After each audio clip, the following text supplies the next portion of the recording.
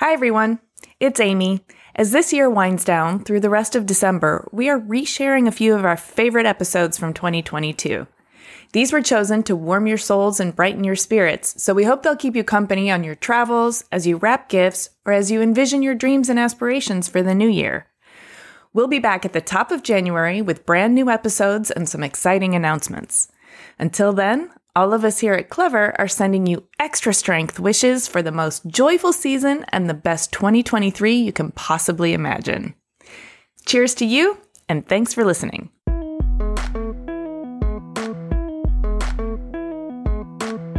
Our job as designers is to make things which answer problems for people in a really beautiful way that you're never going to get bored of, that function flawlessly and often over time reveal more about themselves to you. Hi everyone, I'm Amy Devers, and this is Clever. Today I'm talking to industrial designer Jay Osgerby. Jay is one half of the London-based, internationally recognized design power duo Barber and Osgerby. Jay met his partner, Edward Barber, while studying architecture at the Royal College of Art. They became fast friends and started working together straight away. You may remember Edward's story from episode 143. Now, over the course of 25 plus years, what began as a scrappy and resourceful startup by a pair of ambitious students has grown into a family of 3 design studios, including Universal, which focuses on architecture and interiors, Map Project Office, a strategy-based industrial design consultancy, and of course their award-winning namesake studio, Barber Osgerby, which focuses on art, product, and furniture. Under the banner of Barber Osgerby, they've designed and launched many notable projects, including the Tip-Ton chair and Softwork seating for Vitra, the On and On chair for Emeco, and even the 2012 Olympic torch. There are more awards, museum collections, and coffee table books than I have time to mention here, but I'll say this. After having spoken with both of them, their commitment to pushing the boundaries of experimentation and sustainability to create long-lasting, exceptional products, places, and experiences feels deeply genuine. And while it's a path that has included heartbreaking tragedy as well as exhilarating triumphs, Jay details how he navigated this uncharted territory with heartwarming candor, humor, and an unflagging optimism that will leave you smiling and hopeful. It's beautiful. Here's Jay.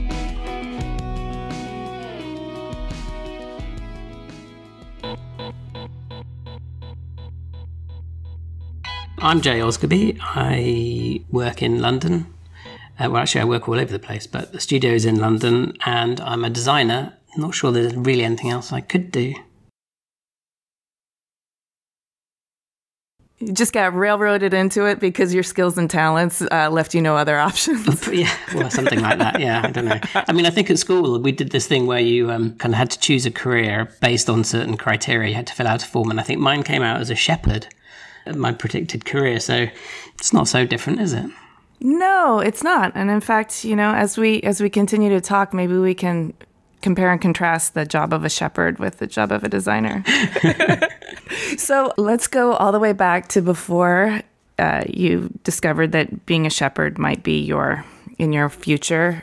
All the way back to the beginning. I really love learning about the formative years because I think it helps me understand the person. So can you tell me about your childhood?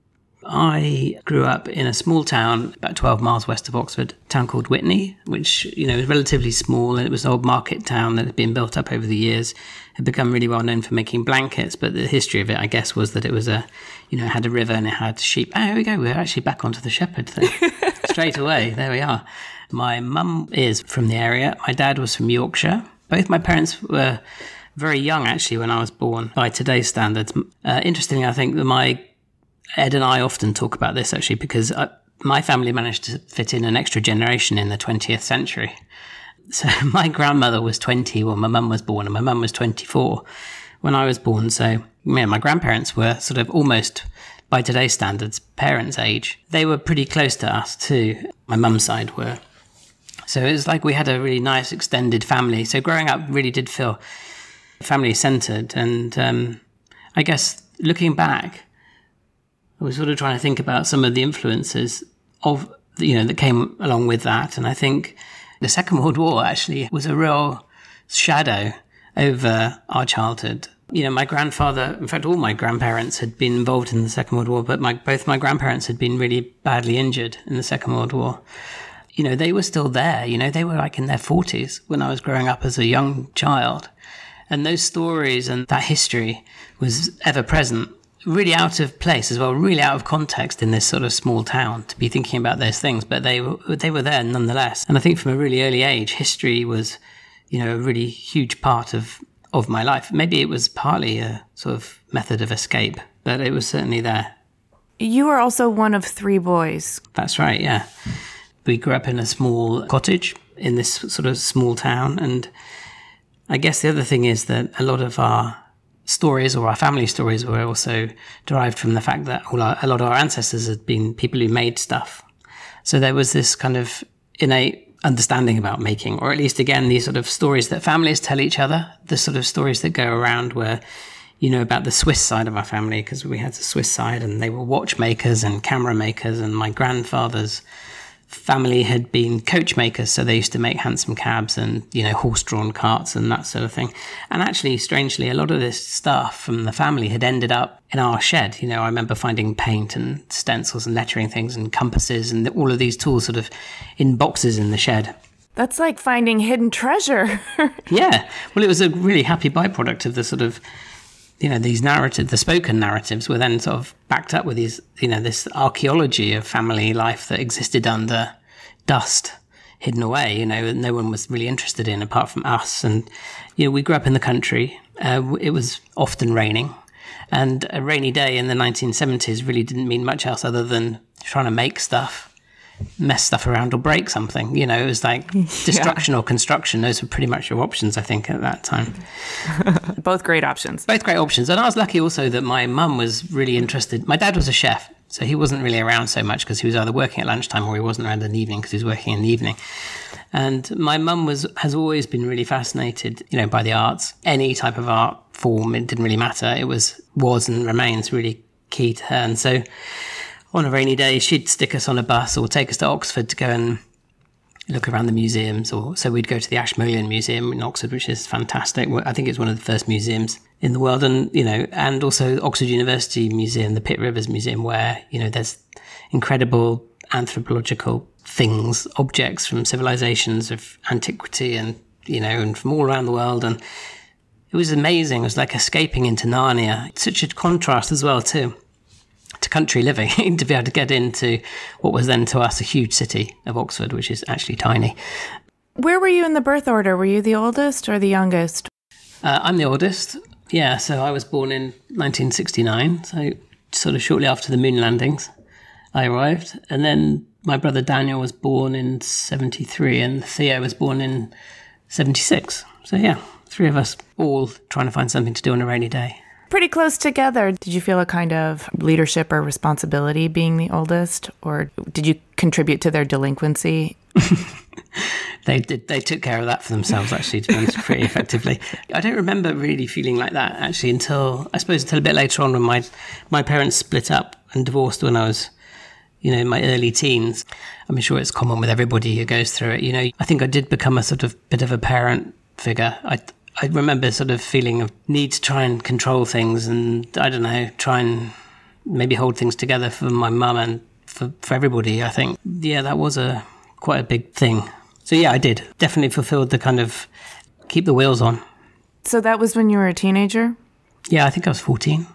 That's sort of a big shift in the family dynamic. Did you feel like you had to, like you grew up a bit fast at that time? I'm not sure if I felt like I had to grow up. Interesting, isn't it, in retrospect, because you feel that you just take everything in your stride. I've never really thought about it that much, but certainly I guess I did have to grow up. Yeah, I did. Did you remain close to both of your parents? Was the dynamic there amicable in such a way, or did you have to also kind of experience some real discord? Yes and no. So I've always been very close with my mother, always, and that's never changed. And my dad, sadly he died this year, but I'm sorry to hear that. I'm not really sure I ever particularly understood him as a person. There were lots of things I loved about him. He was really good.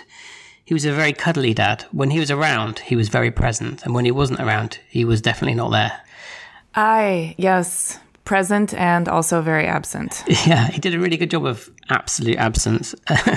But even then, when you'd make the effort to try and see him, he'd always tell you he loved you. And I don't know, there was a huge warmth from him. He taught me a lot about warmth, I think, in relationships. And so that, that's an amazing thing. I think it's partly a byproduct of being a chef, to be honest.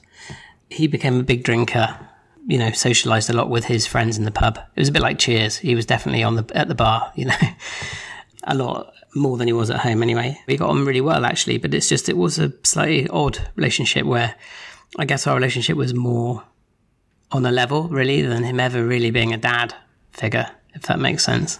It does. Do you ever look back on your childhood and sort of grieve the absent part?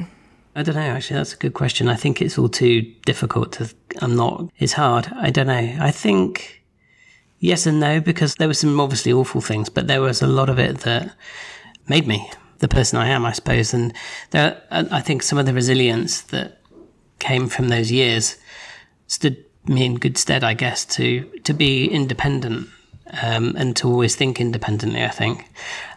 It's a funny thing, actually, just touching on going back to the thing I was saying before about this kind of Second World War thing, which is, I know, a really odd thing to talk about.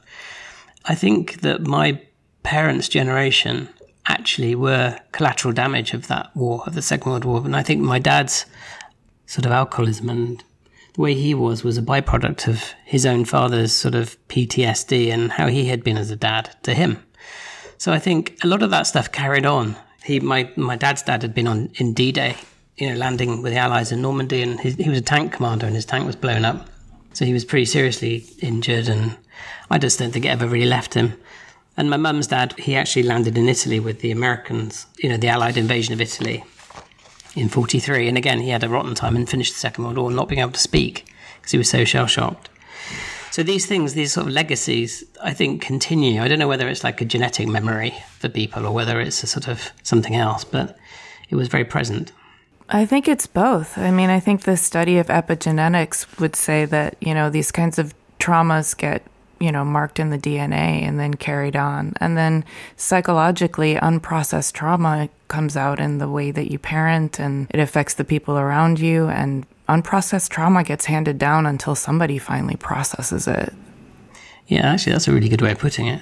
Maybe this is what we're doing right now. This is it. I think we are, the processing. Jay. Are you okay with that? Yeah. Because I'm here to help. It's a safe as long place. as you promise you don't make this into a podcast, that'd be great.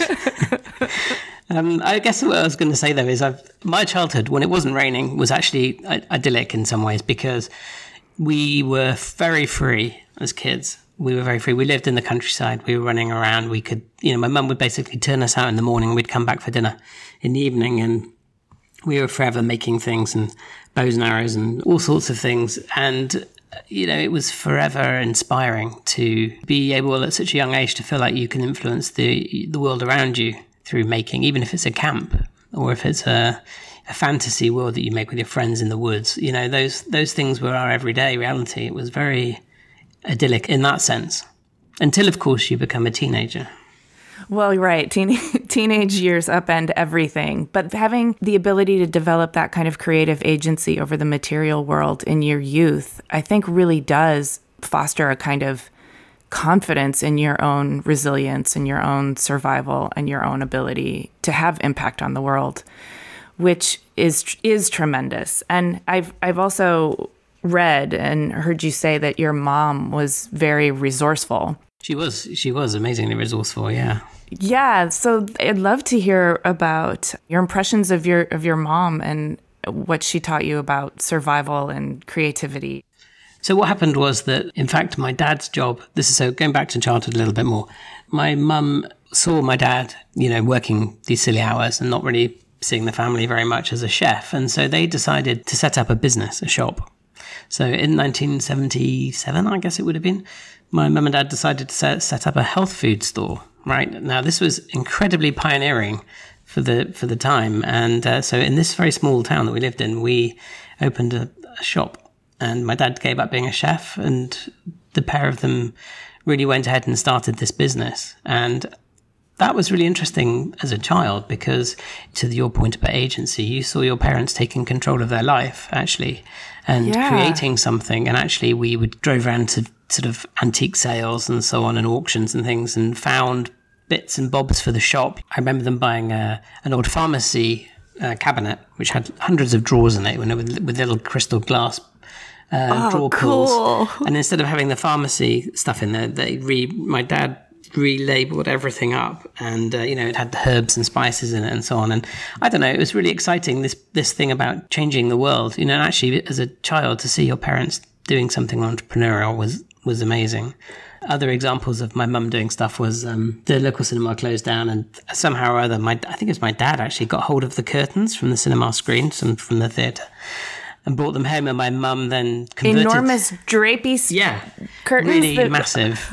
They'd probably been in there since 1910 or something, so they must have been reeked of cigarette and pipe smoke and so on. Probably gross. But she ran them up and made them into curtains for the house. So we had these very dramatic cinema curtains at home. But that was an example, an example of what life was really like. We were a family of sort of skip twitchers. You can't walk past a skip. I don't know if a skip is what you say in America. The things that builders... No, I have no idea what you're talking about. Okay, so the big things that go on the street that the builders put junk in before they get taken away. Oh, dumpster. A dumpster, yeah. So we're a family of dumpster dwellers, really. Okay, gotcha. So we're literally there to say, oh, that's a decent piece of wood, or oh, that's interesting. So that's how it was. And I guess, we were the make, do and mend bunch, really. I mean, we didn't have really very much money at all, so we really did create things from nothing. And whether it was a business or whether it was a piece of furniture that my dad made, we were forever, seemingly anyway, looking back, it felt forever that we were making or constructing or trying to do something like that. I learned two things then, really, I think. One, this idea that you can do something for yourself, that you can actually set up your own thing and it can work. And the other thing is adapting the world around you to make objects which then suit that notion or that business idea or that that venture. And so I suppose as an adult, all of that influence has flown directly into what we do today. I think I'll add a third thing is that that layering of history that comes from the multi-generations, of your grandparents and your parents, and the layering of history that comes from repurposing an apothecary cabinet or cinema curtains into your home, it adds a kind of contextual richness that objects can provide, doesn't it? It does. It completely does. It was also a really interesting time to be a child, I think, in the 70s, because there was nothing boring about design in that period. Of course, in Italy, there were amazing things happening. In fact, there were amazing things happening in design everywhere. And as a child, I wasn't really aware of that. But still, my parents there was history and art history and design history, even to the extent that we had William Morris wallpaper. And, I remember my mum reupholstering the sofa in William Morris print. And there was definitely a look going on. Lots of plants, white walls, dark floors, William Morris stuff. It was it's all going on down there. I mean, it was not exactly Italy, but, I'll settle for something at least. So how do we get to the point where you took a test that told you should be a shepherd, but you actually went to RCA to become an architect? Yeah, that's interesting, isn't it? Yes. Well, it's not so unrelated. No. So what happened for me was the idyllic childhood, and tinkering around outside was wonderful. And then I think I actually got a job. I think it's probably my first job in my great uncle's newsagent store, or that sold magazines and stuff at the end of our road. And I had a early morning Saturday job and an early morning Sunday job in there. And it was at the time when there was a sort of renaissance, I think, in design publications, but also in music and things like the Face magazine came out, Arena was out, Blueprint magazine came out.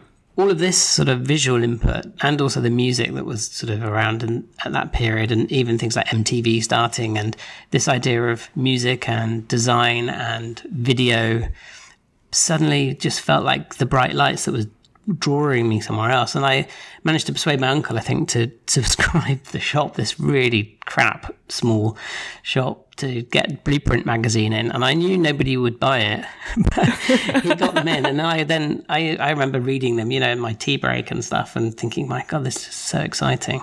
I've got to get to London. I've got to be part of this world, this architecture and design. And it was really that urgency that made me decide to study a foundation course. So I always knew I was going to do something in the creative arts. I mean, my mum would have not let me really do anything else, but luckily I also wanted to really do it. I knew I was going to stay on at school. I knew I was going to do A-levels. So I studied art and ceramics, design and economics. Strange mix for A-level, but I did that for A-level. Kind of handy, really, in retrospect. Yeah, then I went to Oxford Polytechnic, as it was then. It's now Oxford Brookes University, to study what's called a foundation course, which is this thing that we do here for 1 year between school and university, where you dabble in all sort of different sorts of arts, and it's amazing. I believe it was Edward who talked about this foundation course. It sounds amazing. I want to do one every year. Me too. It's really, my daughter's just started doing one actually in Camberwell College. So, yeah, I'm really jealous. And every day she comes back in, I'm asking her what she's doing. And I actually secretly wish I could go in there and have a go myself. But it's amazing, It's like, it's such an intense period of time where you study fine art, fashion design, photography, ceramics, industrial design. During that course, I think I really fell for industrial design, actually. I really liked the idea of being able to make things which were useful and actually make a lot of them so that it could be useful for many people. I actually really like the challenge that came along with engineering. I mean, I like the idea that it's beyond sculpture. I would have also been really happy to have studied sculpture or fine art or photography, actually, because I loved all of them equally. But there was something about problem solving that I really enjoyed, that aspect of design that particularly drew me to it, actually. I don't know what that's all about, but I've always liked trying to solve problems, as part of the process. It's like something that you can get to and be happy about before you continue to the other parts. Part of the thing I enjoyed as a child in the sort of tinkering shed garage part was the making something from things which already exist and putting them together and seeing what you can create with that. I'm not quite sure what that tells us about the foundation, but anyway, from foundation, I looked at all the universities who offered industrial design and furniture design, and I decided to go to Ravensbourne College, which at the time was, and still is actually, one of the best colleges in the UK. I absolutely fell in love with the workshops they had there. I could just see these big machines, these sort of huge lathes and pillar drills, and I just thought, Christ, I could literally do anything in there. Give me 3 years and I can make anything in there. And that's what I want. That's kind of what I did. So I applied and got in, and I loved the place. Wow. It was great. It was really, really fun. The leaving home bit wasn't the fun bit, really, but being somewhere new, being surrounded by hundreds of people, kids of the same age who all wanted to do something in that creative world, was really inspiring. Being able to get your hands on the machinery was wonderful to make things. Oh, yeah. And not only that, but it's your job to explore, to experiment, to make things. That's what you're charged with while you're in school. So you find your tribe, you got the machines, and your job is to do, go to town. And this was your undergrad. Yeah, so this would have been 1989, 1990, I think. I started there. And it was a really exciting time to be in London as well. Music scene was really great. The clubs were really, really fun. There was a lot of really interesting things happening. So it felt really vibrant. But all of that, I guess, is set against, the end of what was that, I guess, known as at the time as sort of Thatcher's Britain. So London was also felt very poor at this point, to me anyway, coming from the countryside, coming to London. There were so many homeless people. It didn't feel like everything was going well for everybody, but somehow there was this layer of creativity that had burst through, and we were all part of that too, which again was really exciting. And I've, made friends with people then who remain friends today, and it was such a formative time. I remember just how difficult it was to know whether you were doing the right thing or the wrong thing. That at that age, in your early 20s, when you're so excited about something, but you're also questioning it so much, and you do question if the work that you're doing is good. Who knows? It seems so subjective, and you're sort of desperately trying to create your own rules by which to work. So yeah, that was challenging. that's a time when you're also really filtering everything that you're learning through your own sort of manner of expression as well. And there's this question of how much ego or non-ego is important. Like, if you erase all of your own personality from the work, then it becomes inhuman. But if you put too much importance on your expression, then it becomes very either egotistical or sculptural. Yeah, it's true. That's an interesting one, isn't it? Because it depends whether you feel that what the work that you're doing is actually serving others or whether it's serving yourself. For our generation, being at school then, the biggest and most famous person at the time was obviously Philippe Starck. Mm-hmm. And of course, everything that he did was so imbued with his own personality, it was inescapable. We were possibly thinking that that was the role model. But actually, when I was at college, I was taught by some really, really great people, really interesting people who were actually the antithesis of that, who were really old school. And one guy who'd worked with Dieter Rams was, in the studio, and they really did brought us back down to earth, I think. And I think really sort of helped ingrain certain values in the studio or in the design group, which kind of became quite long-lasting things for us all, some of which, whilst I don't subscribe to all of the principles, I think are fundamental to what our practice is today, I suppose, in some ways. But anyway, you don't really know that when you're 21, and anyway, all you want to do is really get to the student bar. I actually spent a period of my study in Paris on an exchange. So that was another sort of close as you can get to Philippe Starck at that period was actually then, because he was teaching at this college that I was at in Paris called Les Ateliers. And I studied there for, I think it was sort of 5 or 6 months. And that was fascinating. And again, I was super out of my comfort zone because I had sort of a certain level of French. I thought I spoke French anyway, put it that way, till I got there. And people just looked at me blankly as I asked for a baguette or whatever it was. It's pretty hopeless. So I had a crash course in French and I think a lesson in personal resilience, I suppose, because, it wasn't easy. It really wasn't easy. I was on my own there. I was the only student that went to Paris, and it was quite tough. But again, really inspiring. And I'm sure, plunking yourself out of your comfort zone like that and managing not only to get through it, but to thrive through it also expands your own sense of what you're capable of and what kinds of experiences you might pull yourself toward, because you've got a few under your belt now that were quite challenging, but you made it through. Yeah, I think that's right. And actually look back, and they always say, terrible times, great stories. And all of that stuff, and all of those things are so true, and also in a way, I kind of had that sort of classic through history experience of Paris. I lived on the 8th floor of an apartment block in Rue Mira, which is in the 18th arrondissement. And at the time, it was pretty much as rough as you could get in Paris. And my flat, classically, I had to move out for 2 days so that it could be fumigated because it had a flea infestation. Oh, dear. And, it was just brilliant, really, when you think back. And I used to walk to college because it was cheaper than getting the metro. And then I literally would get a baguette and on the way to school. And that was, I was kind of living the dream. But, in retrospect, but at the time, it was pretty challenging. It was good. And I guess then coming back to Ravensbourne, that would have been the end of the second year. I just, got my head down for the last 9 months of study, and it's at that point that you have to decide what you're going to do next. So I went to see my tutors, and I was doing pretty well actually at this point. Things were going quite well at college, and I said, look, what should I do next? I'm thinking of going to the Royal College of Art. And my tutor sat me down and said, listen, I don't think now is the time to go to do furniture at the Royal College. I didn't really question why, because you don't, do you? And I said, oh, okay, I won't do that then. He said, so I think you should consider going to Domus Academy in Milan. I was like, well, which sounded, of course, fantastic, but I had no money. I was completely skinned. So that just wasn't an option for me. And so I decided to do something completely different. And in the holidays from school, from university, I'd been working with a friend back up in Oxford, sort of designing and building restaurants. And I'd actually loved that process of hands-on making a space, from sort of having the keys to the site to sort of getting the coffee machine going in the end and serving coffees. And I'd loved the excitement of transformation.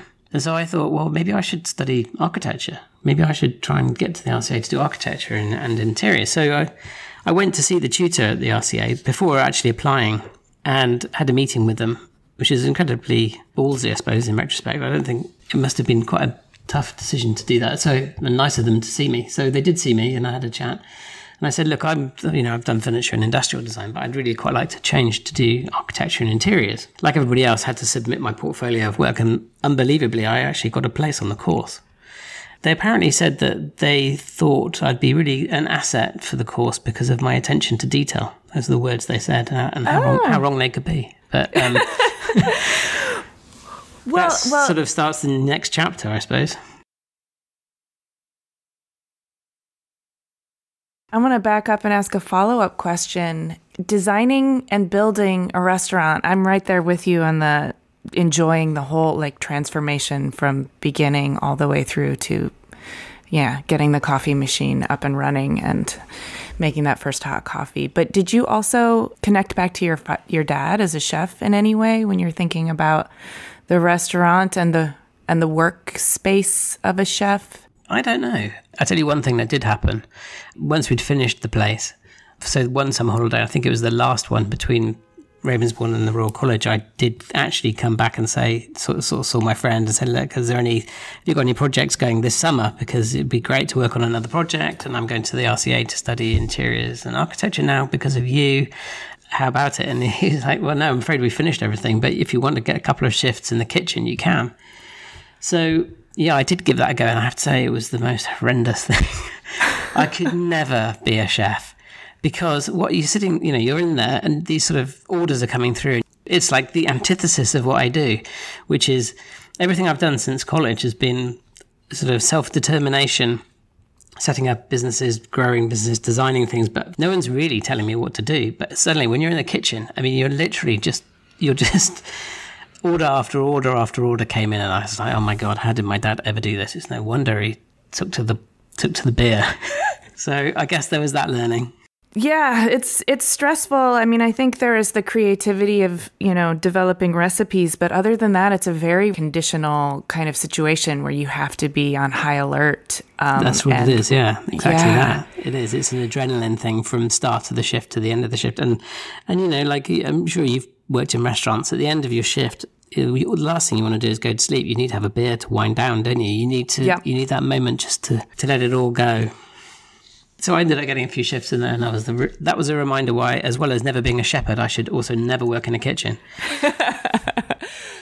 So then we started RCA in the architecture department, and the fateful meeting with your friend Edward that has lasted for 25 plus years. I think coming back to, the whole thing of having brothers, he was one of three as well, and I'm pretty sure that our relationship was a fraternal relationship. Because, we both clicked in that way. And the way that we work, the way that our personalities are, the way that we tackle things, I don't know, seemed to be seamlessly worked. And, as we started, I know you've spoken to Ed, obviously, about this. So, I guess it's my responsibility to tell the true story now, isn't it? Yes. Yeah, we met, I think it was the first couple of days, and we became friends. We became critics of the course, of course, as you do, because you always know best when you're that age. Oh, yeah. Your rebellious streak is just getting started. It's really important to nurture that. I think we were both fiercely ambitious. I think we certainly were. And I think we were both really full of excitement and nerves and apprehension about what the college would offer. I think we both felt that we needed more than we were getting out of the course at the time. Ed spent a number of months down in the photography department, and I moved down to furniture for some of the time. And we were sort of jostling around trying to make it work. Get the engine started. What was the thing that was going to really energize us and really make things happen? And so that's why we were sort of seeking collaborators, and we were working throughout the college in different departments. And coincidentally and by chance, I was working on a Saturday, I think, and after college, one night a week, and in Bibendum, the Oyster Bar in South Kensington, which at the time was like the place in London where everybody kind of went, the celebrities and people the movers and shakers of the city, the people who were really making the city happen, were sort of eating and drinking here, which is always one of the best bits of advice I think I ever heard was, if you want to get ahead, get a job in the best restaurant in town. because you just meet those people. Oh, that is good advice. It's super good advice, right? So that actually pretty much happened. I worked at a divey pool hall, and now I'm thinking I wasted those years. I'm sure you didn't. I mean, I spent way too long in the wrong kitchen in Oxford, which got me absolutely nowhere. So I was lucky to land on my feet in this gig, I tell you. One Saturday, I met these two guys who, they stuck out. They're really curious people. They were pretty young. They were in their 20s. They were very flashy. I just sort of thought they were interesting. Can't figure them out. They don't really belong here. So I just go and chat to them. So I was waiting at their table and I just struck up a conversation and sort of asked them what they were up to. And they were looking at a site to do a project on the other side of the road from this restaurant that I was working in. And I said, oh, well, actually, I'm studying. I just gave them a sales pitch. There you go. That was like my waiter elevator pitch. I'm studying architecture and interiors up the road at the Royal College of Art. If you'd like any help designing your new project, let me know. They said, yeah, why don't you bring down your portfolio and we'll have a meeting? So basically after that shift, I like ripped off my apron and ran back up to college. Yeah. Found Ed and said, Ed, I think we've got a project. Do you fancy it? And he was like, damn right. So that's kind of how it started in a way. He and I just winging it with these guys who turned out to be complete gangsters. And there's a whole long story there. But we spent the next year juggling college life and this other side, this sort of dark side of London underworld, actually working with these guys, building things, again. I moved into Ed's flat. I slept on the floor in his sitting room, and we were, we had our drawing boards up at the table and we just worked day and night. We worked so hard to deliver this project. And it was in that period, that time, that we not only learned our trade, but we learned how to collaborate, not just with manufacturers and builders and clients, but also with one another. And that was, in a way, the most important period of my life for learning how to work. Oh, I totally believe that, because it sounds high stress, but also very adventurous and exciting. And then you have just, enough naivete to get yourself in over your head, which means you have to figure out how to make it work. With Ed, too, you have to sort out, how do we figure out which ideas to elaborate on and to go forward with, and how do we figure out who's got strengths and weaknesses and how we work with those to make this all come together. And then also, how do we mend any rifts or fractures or sprains that happen that need to be healed over? Exactly, yeah. It was an incredibly tough period for, I think, both of us. I think we were both, in a way, when the project ended, it almost felt like we came out of the ground rubbing our eyes, like, oh, what's happened? The year has passed. like moles coming out of the ground. And we realised that we would go out for a beer. I remember he and I going out for a drink and just sitting there and not really saying anything because we didn't have anything to say because we were so just stunned. Exhausted and stunned. Anyway, but it was an amazing thing. And whilst it was problematic at college because we were juggling both things, we got into trouble at college and pretty much, I think we both had exit interviews. I think they tried to throw us both out because they didn't really understand what we were doing. We survived and we graduated, and we also made a lot of good friends at the RCA. And what I love about the RCA, what I love about art school generally actually, is the fact that you have these people who are specialists in their respective fields working closely together. And, you've got a sewing machine on one floor, you've got a drawing board or a kiln on the other floor, or someone's blowing glass, someone's pattern cutting, someone's developing a photo.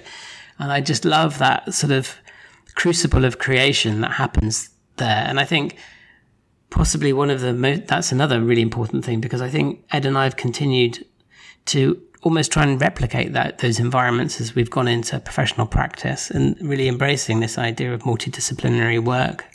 I mean, that came through in my interview with Ed, but that also came through right now as you were describing what you loved about RCA. I was like, oh yeah, that's why your life now looks like that. Yeah.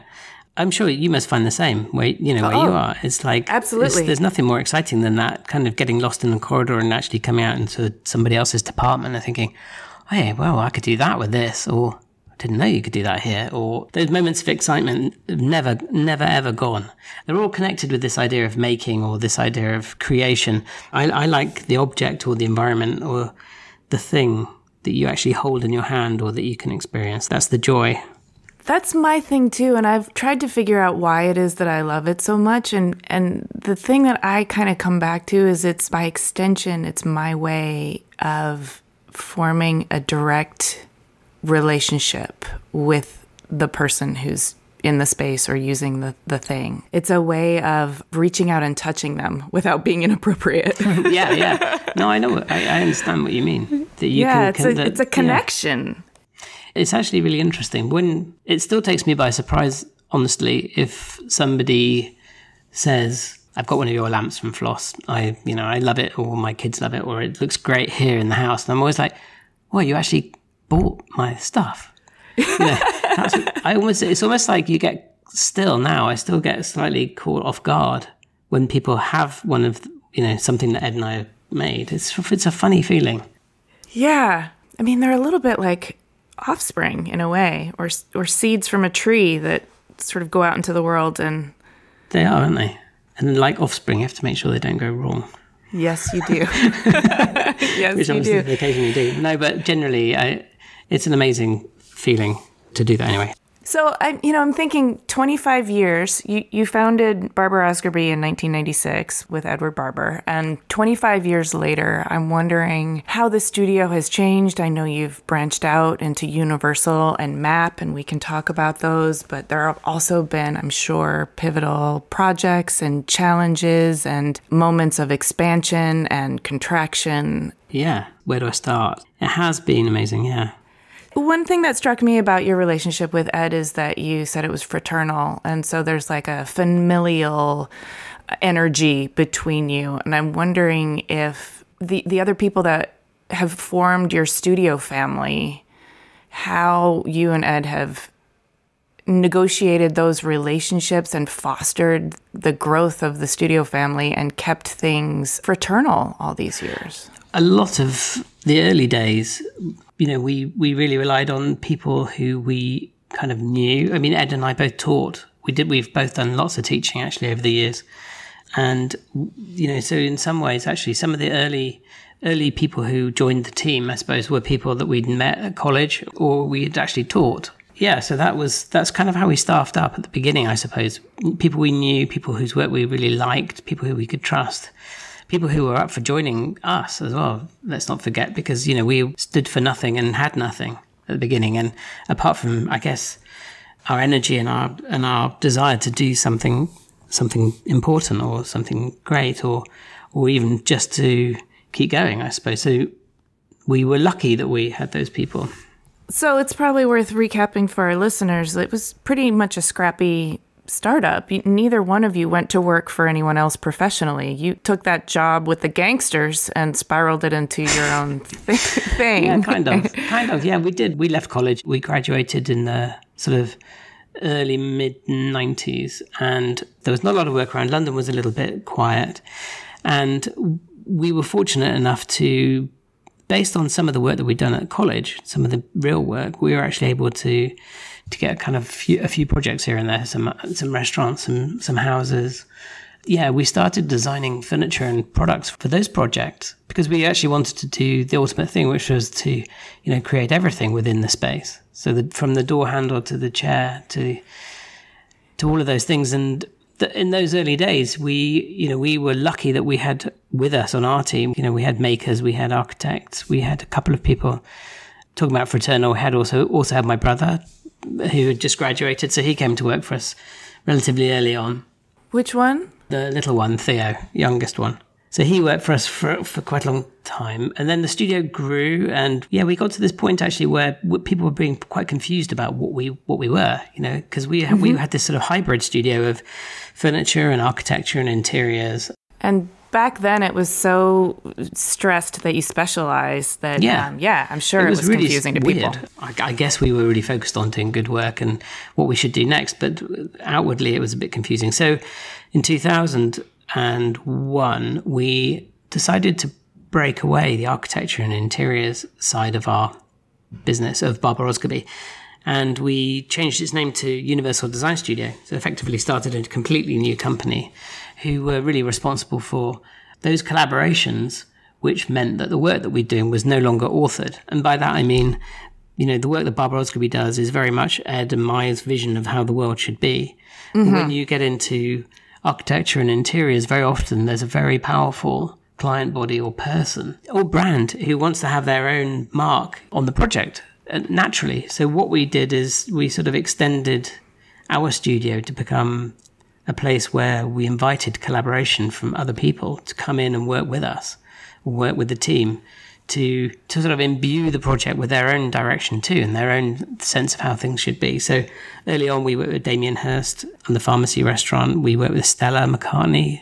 Yeah, that's a huge project. This is all amazing, and it's from an entrepreneurial perspective or just from a creative perspective, it's brilliant too, because you're inviting in that creative energy from other really fascinating people and working with them. So you're allowing a kind of collaboration that might not be as available to you under the Barber Osgerby heading. Yeah, that's right, because we're control freaks when it comes to our own work. We have a very, very clear vision of how a thing should be, how a thing should be made, how it should feel in your hand or to sit on, or, and it's very hard to leave that behind unless you create a different space that's specially designed to enable those collaborations and those kind of cross-fertilizations and pollinizations to come to the fore. And that's kind of what Universal started to do and does today. 20 years on, Universal is Phaidon are about to publish a book on the last 20 years of Universal, it feels really amazing, to be honest, because, we've done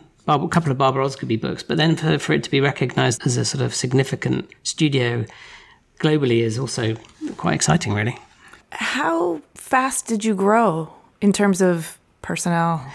Quite really slowly. Yeah, it wasn't exactly a meteoric rise. In retrospect, everything seemed to happen really quickly because we're looking back through 25 years of time, 20 years, and you, like all these things, when you look back, things stack up like they're really next to one another, but of course they're not. We were probably 5 or 6 people for the first couple of years, and then by the mid-2000s, I guess we were probably at 20, something like that. Then Universal sort of went up to 70 people, I think, over the sort of 20-year period.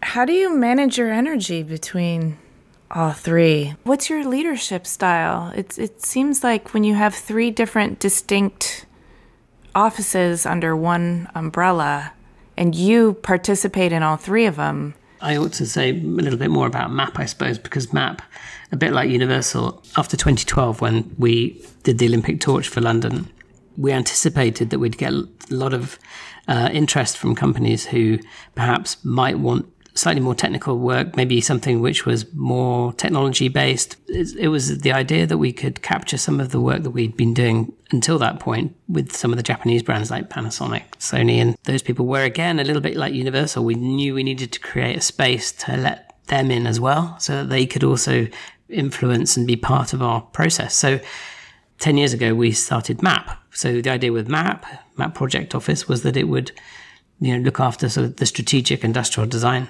side. So again, we've sort of, Barber Osgerby in a way has given birth to these 2 other companies, Universal for architecture and interior design, and MAP for technology and strategic industrial design. And so, yeah, we have 3. Wait a second.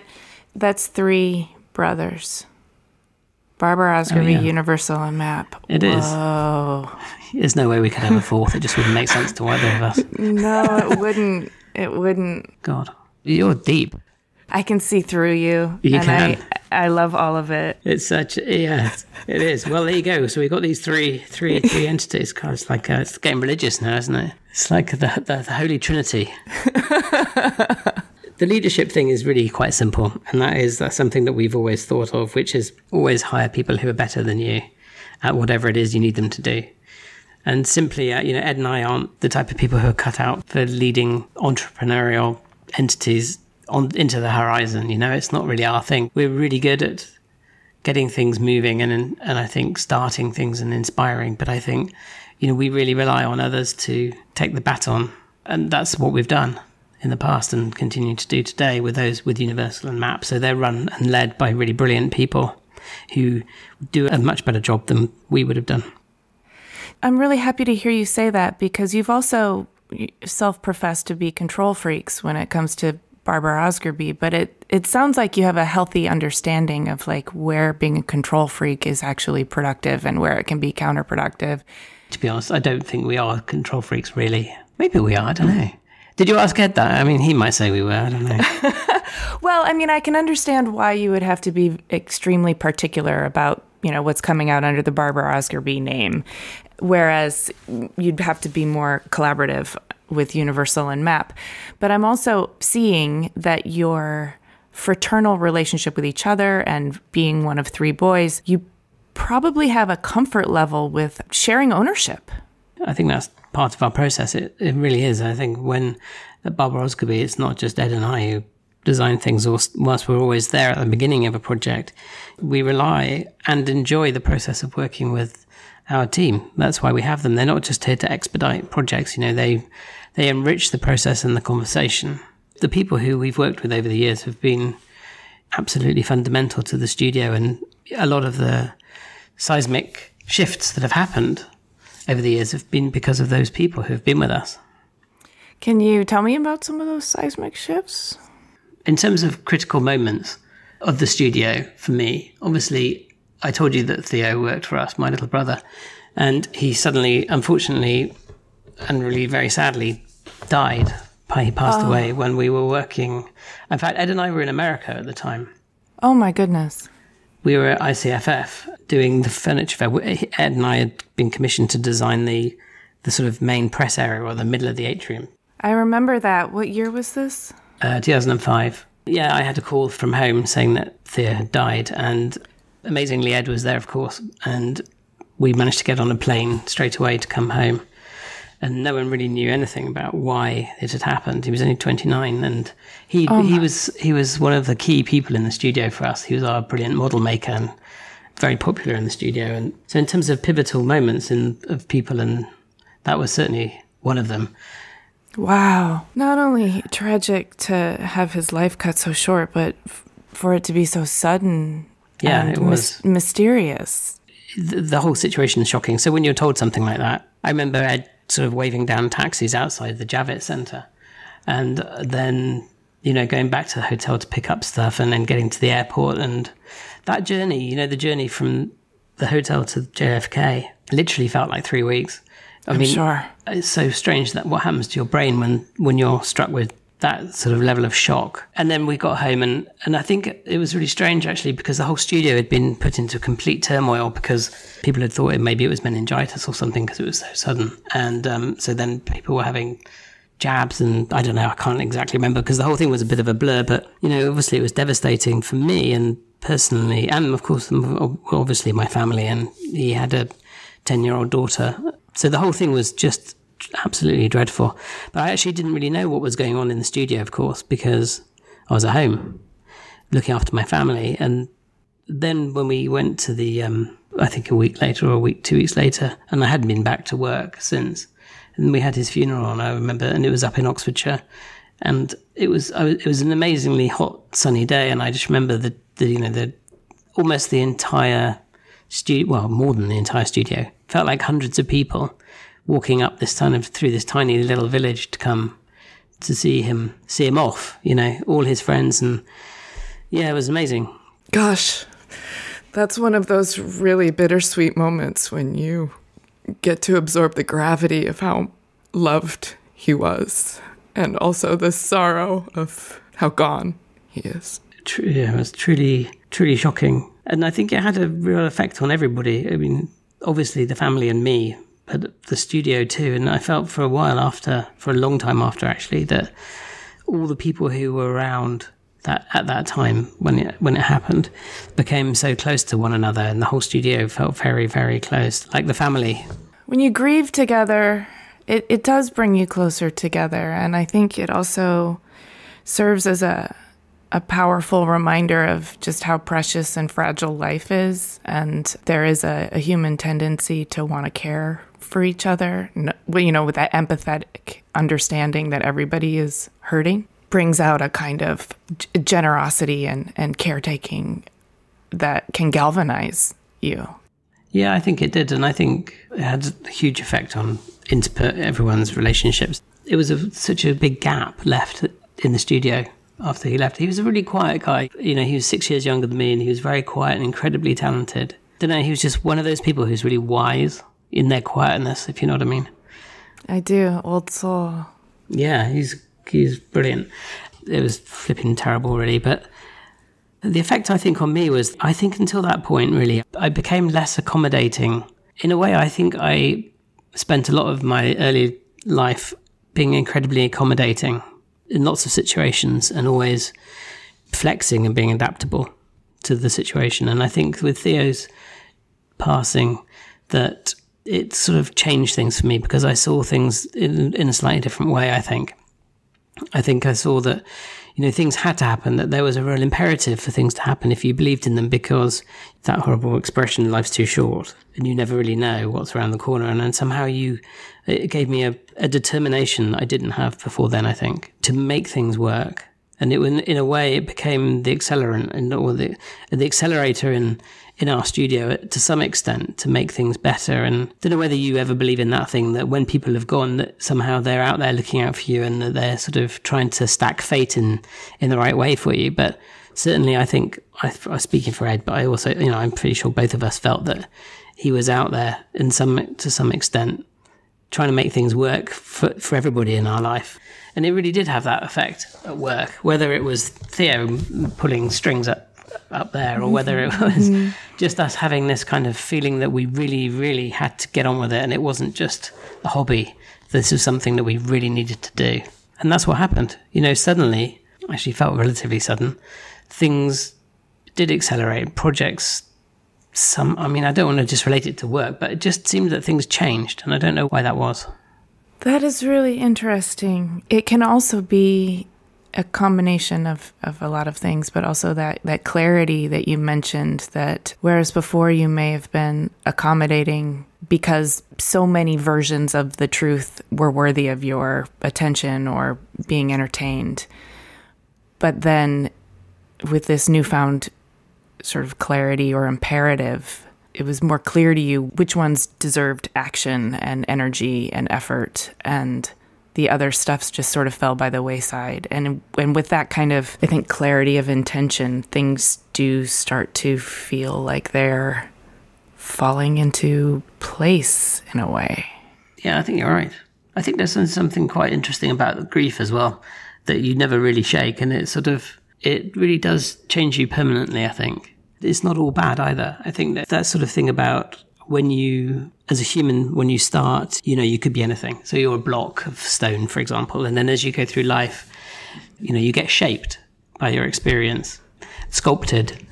And when you have something that's like grief come to you, it's like suddenly you hit with a sledgehammer and a big bit comes off. But it gives you another facet, which you didn't know was there before. And it's through that you see the world, I think, in a different way. Not necessarily a bad way, but it just gives you it's almost like another perspective. That's a really beautiful way of putting it. So that was that, I guess. Wow. And that was 2005. 2005. So... Yeah, that's right. And I think actually it was another thing that, you know, really brought me and Ed closer together as well. Because, you know, I think obviously he was really good friends with Ed as well, as well as being my brother. And I think both of us sort of in our shared grief, I think it was another thing that sort of helped galvanize our partnership, I suppose, in some ways. Not that it particularly needed it, because we were already working really well together, but it was just another layer, you know? Yeah. Well, I mean, you really are family now. There's no... Yeah, there's no escaping it, is there? As hard as we try, we can't get away with it.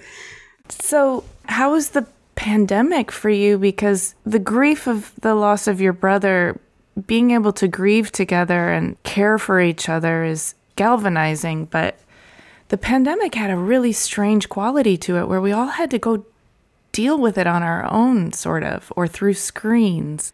I guess what I'm wondering is if your team that feels like family, if you were able to be family for each other also through this weird context where you had to be separate. The whole thing was just incredible, wasn't it? from the beginning of it, I was definitely a kind of like, this isn't going to come to anything type of a person at the beginning. I was the opposite of the people who were waving around going, this is the end of the world, we all got to run and hide. I was like, nah, it's fine.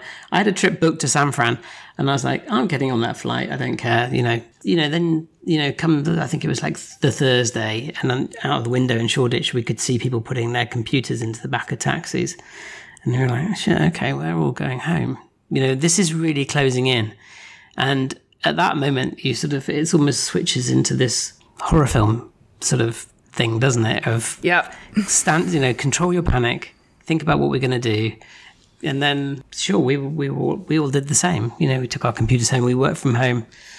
Well, actually, I got COVID pretty much straight away. I forgot about that. So the first thing is, we got our laptops home. We were sort of home working. And then I remember we were pitching for a project actually on the Monday. And on Tuesday, I felt absolutely terrible. And the next thing I know is I'm sort of in bed really for 2 weeks had COVID straight away, right at the beginning, around the same time as Boris, actually. I didn't get it from him, I must say. I must stress, I was definitely not getting COVID from Boris. I got it from my daughter, I think, who'd just come back from a skiing trip I think they were in Austria. Yeah. So that pretty much the whole of Southeast London's kids came back. Well, actually, most of London's kids came back from their sort of half-term skiing trip full of COVID, and then promptly took out most of the secondary education system in London and all the parents. So that was that. And then in terms of the work itself, it was surprisingly okay. We got through things, and we actually felt that things were going pretty well. I don't think either of us particularly missed the travelling at the beginning, because Ed and I travel an awful lot, like fly somewhere every couple of weeks, if not twice a week sometimes. So we weren't really missing that, and we did feel like we were getting through things. And in retrospect, though, I think we were really good at problem solving and not so good at creating, because, I think one of the things that we like most about the process is having everyone in the room, and actually, that moment when there's an idea that's kindled, that's then floating around in the room, and people's excitement make it happen, really give birth to it and make it and nurture it. And then it goes to the workshop, and then it happens. Someone makes a model or a sketch model, and then it comes up and it's like really growing as an idea. And it's sort of like COVID. It spreads like an infection, but a good one. A really good version of COVID, exactly that. Yeah, it's like the best type. And we really missed that throughout the lockdown. We really, really pushed as hard as we could to try and get back in small groups and rekindle that work. We've actually managed to keep most of the projects from pre-COVID still happening, still out there. And, things are coming out and being launched soon, in fact. Well, it sounds like you are navigating the pandemic with aplomb, and you're going to be okay. Things are, honestly, they feel like they're back to normal here in the studio. London has the lowest rates of COVID in the UK at the moment. It honestly feels back to normal, which is not it's a relief, but it's also exciting, because people are out. There's energy again, like there's optimism. People are talking about holidays, and there was such a heavy cloud, wasn't there, of doom and gloom, and it was, of course, absolutely horrendous. But I'm so happy that that there is optimism in the air again, and that that life is returning to some sort of normal, whether it's the new normal or whether it's the same thing as it was. I don't know, but it's we're back. And it's very exciting. Yes, enjoy it, savor it. Don't waste a moment of it. So looking back over the years, I would love for you to describe a couple projects that you really feel challenged you, fostered your growth, are emblematic of Barber Osgerby in really important ways. When I look back, I think there are a couple of obviously there are some key projects, but there are also projects which talk more about our process and the way that we see the world. Certainly, I suppose probably the project that we're best known for is the Olympic Torch project, which we started it in 2010, but it was for the London Games in 2012. And that was an extraordinary experience from start to finish, really. What an honor to be able to represent your country in something that's so symbolic. Yeah, they don't come along every day, do they? No, they don't. What was the process like? I have never been involved in designing an Olympic torch, so I have no frame of reference. Yeah, well, it was slightly unusual for us as well, actually, to be honest. But so what happened was, go right back to 1992. I remember watching I think it was the French Winter Games, and I think Stark had designed the torch. And I remember thinking at the time, I think I was even studying in Paris at the time, I would really like to do something like that. Imagine how to be able to represent your country in design would be extraordinary. Anyway, Fast forward then, whatever it is, 25 years or something, to 2007. And I think it was 2007 when London was awarded the Games. I remember saying to Ed, I think we were in the back of a taxi at the time, we've got to do the torch. Wow. Yeah, it was literally that conversation. And then we were looking out, we knew it would have to be a competition. We knew they wouldn't just be able to nominate somebody to do it. So we were then spent the next kind of couple of years looking with an eye out, for the competition to be launched. And in 2010, the London Organising Committee did, in fact, publish a request for people to submit expressions of interest to design the torch. Obviously, we were delighted and immediately got our bid together and submitted it, along with 1,000 other design companies and designers. And I think from what I understand, there was this process of sort of editing the submissions over a period of weeks. This is the Olympics of design. Exactly, but at this point, we're not really doing anything. We're not running or even drawing anything. We were just being whittled down in the background without us knowing.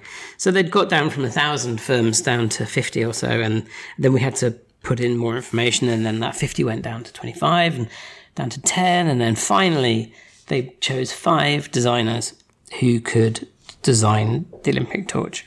And those 5 designers were each brought in to the headquarters of the London Organising Committee for a day, where we were given this thing called an immersion session, where they told us about all the things the torch would have to do. So first of all, a little bit about the history of the Olympic Games. They gave us lots of stuff to read to find out, more about it. They then sort of presented us with this kind of performance criteria of things it had to do. First of all, we had to also make 8,000 of them plus 2,000 for the Paralympic Games.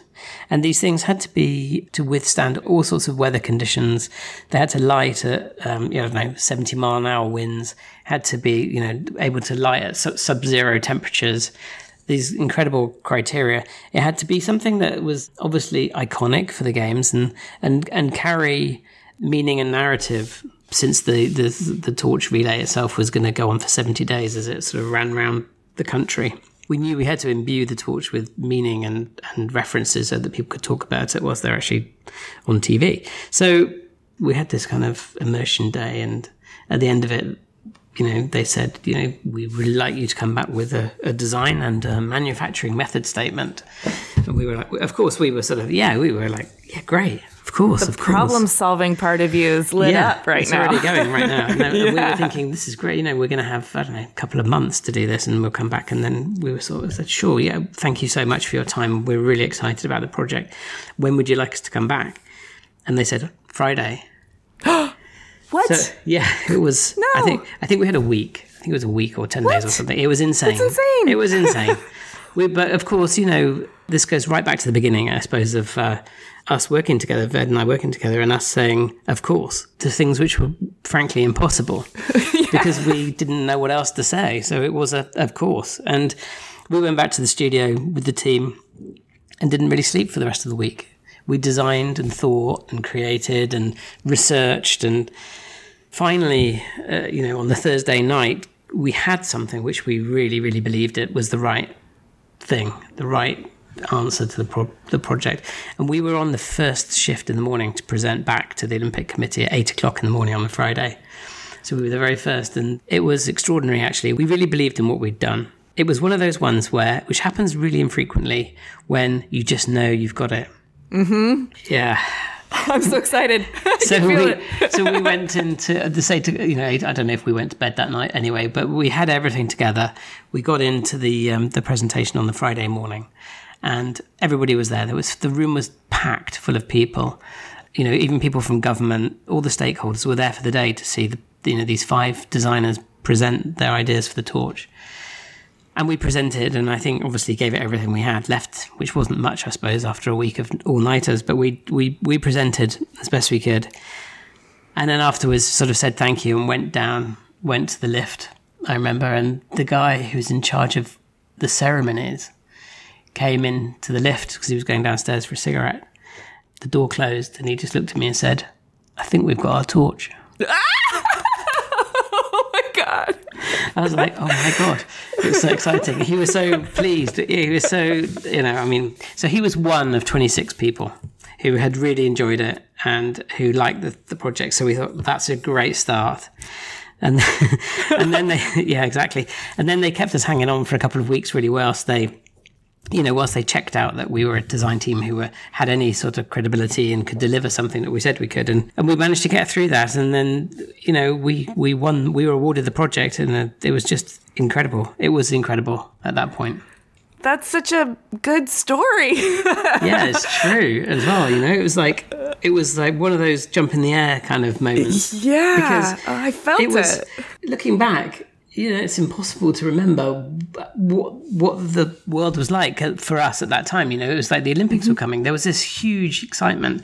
We were in the middle of in that kind of period of austerity. After the financial crisis, and there was a good deal of pessimism and negativity around, and actually to be able to do something which was going to really, hopefully, bring joy and excitement to people, even if it was just for a few weeks over the summer, and to be part of that process was really exciting. And I guess also, normally we design things that people choose to buy. On this project, designing something which had to represent the games, the athletes, all the people running in the relay, but something that they didn't choose but that was given was an extra complexity, but a really exciting challenge. To design something which had meaning for everyone, not just the sort of design world. Right, and it's not about a commercial prospect. It's as much as it is about a symbolism of hope and joy and camaraderie and competition and international celebration and intermingling, and wow. Yeah, that's right. But also, of course, we were bloody nervous because we were nervous for on so many levels. One, that we could genuinely deliver something so complex. Two, that the public would like it, that it would be well received. And three, of course, when it actually came to the relay starting, that the thing wouldn't go out, that it would actually work. Did it work? It worked, It right? worked. Yeah, it worked. I mean, it did tick all those boxes. We managed to make it. People really liked it, and it didn't go out. I mean, it's like another trinity for you there. The three wonderful trinities of success of a project. So yeah, it was really fabulous. But the final thing of the evening of the opening ceremony, when that torch arrived into the stadium, was such a proud moment for both of us. And it's a feeling that you just don't get from anything else. To have that, one of your designs center stage. Yeah. And I don't know, to be a beacon, a literal beacon, I suppose, of hope and excitement for the entire nation was just wonderful. Oh, I'm so thrilled you shared that story, and I'm feeling very full-hearted from it. And you also sort of painted a contrast between what it's like to maybe have a splashy product that everybody loves on the glossy pages of a magazine or at a trade show, which is also very great. But when it becomes an icon, like a literal icon, beacon, as you said, of hope, people are connecting to it for a different reason. That's an interesting point, and one that, although not so dramatic, I think our process is so much more concerned with accommodating change in society, or thinking about people not really as consumers, but as society as a whole. And a lot of the work that we do is responding to things that we've seen in society, how people are working differently, how people want to buy differently. I mean, how the economy should work in the future. And their values. Our values, this whole thing about consuming, and, is this really right? I mean, are we in the right job? Should we be, what's our role in this world where we don't need anything else? So I appreciate that you're talking about that, because I do think that if you aren't making things, other people will. So it is incumbent upon you to make things in a responsible way. And what is that? We're defining those values. Society's defining them. You're responding to them. You're defining your own. Do you have a project that is emblematic of what you're talking about? I do feel like the last couple of things we've worked on have in a way really characterized certain aspects of that. Certainly one of them, the project we did with Vitra, it's called Softwork. We sort of came to the conclusion that the desk is dead, actually. I think that's probably the best way of starting it. We realized that just around the time of the financial crisis, the world of work changed because, the smartphone was invented for a start. People were starting to work everywhere.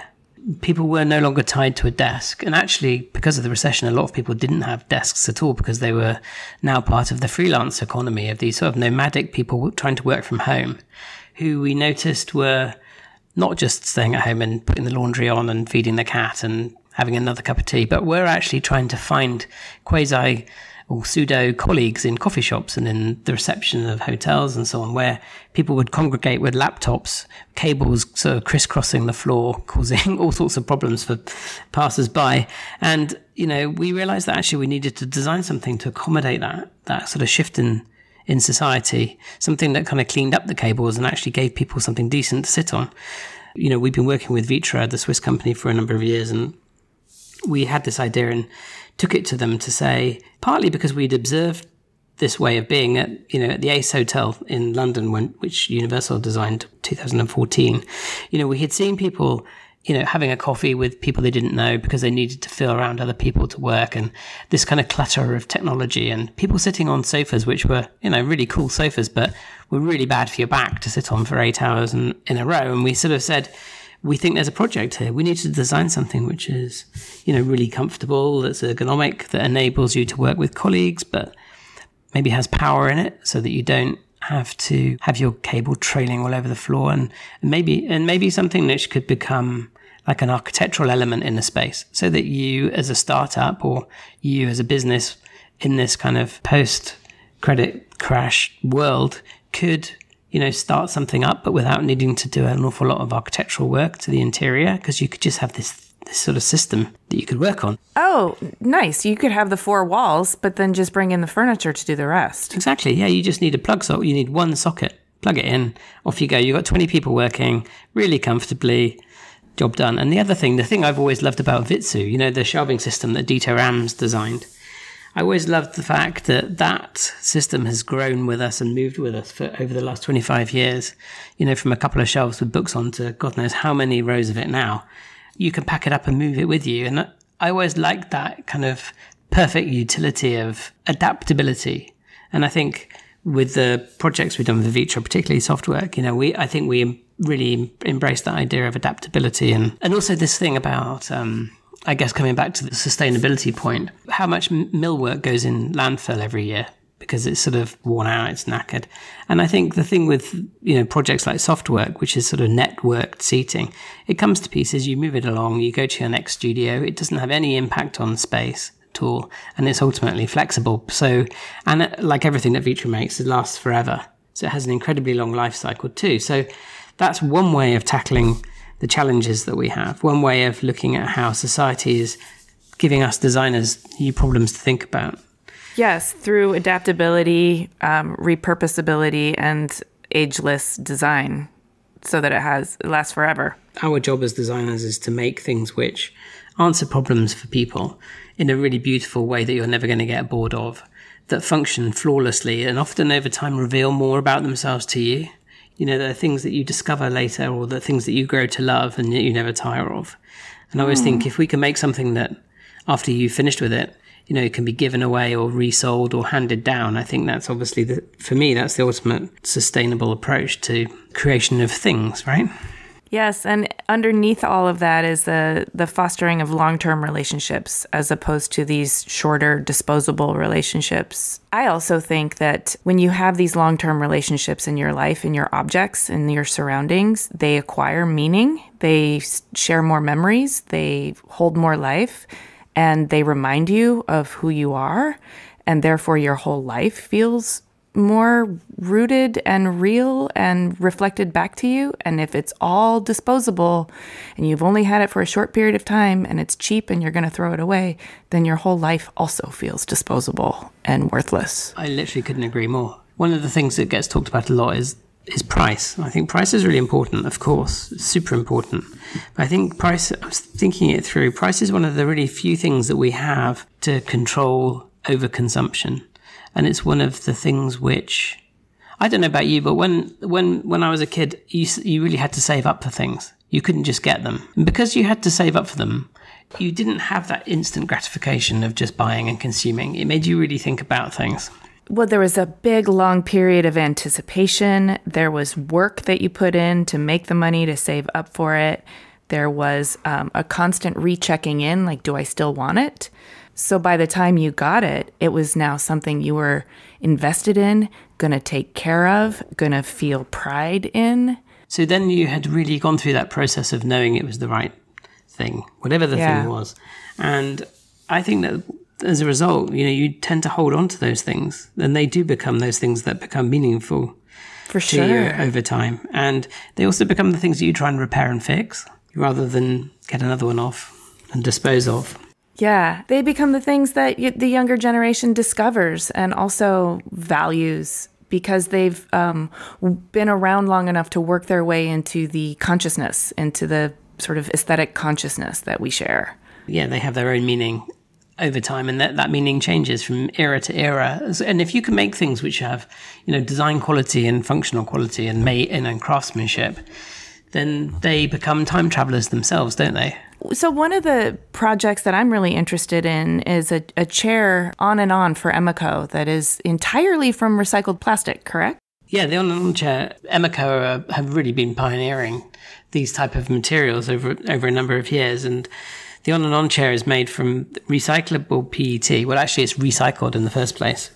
Recycled PET that's then endlessly recyclable. We have, I think, one of the first examples in the world, really, of a chair that has endless life. A little bit like aluminium over the years has, got this great reputation for being endlessly reusable. How a tin can become a laptop. And it's not really been the case with plastics until recently. And this plastic that Emeco have is able to do that. So the chair itself is fairly simple in the sense that it's a kind of cafe chair that can be used inside or outside. It has sort of interchangeable seats, and it shouldn't ever break because it's been tested to the point where it could destruct but hasn't.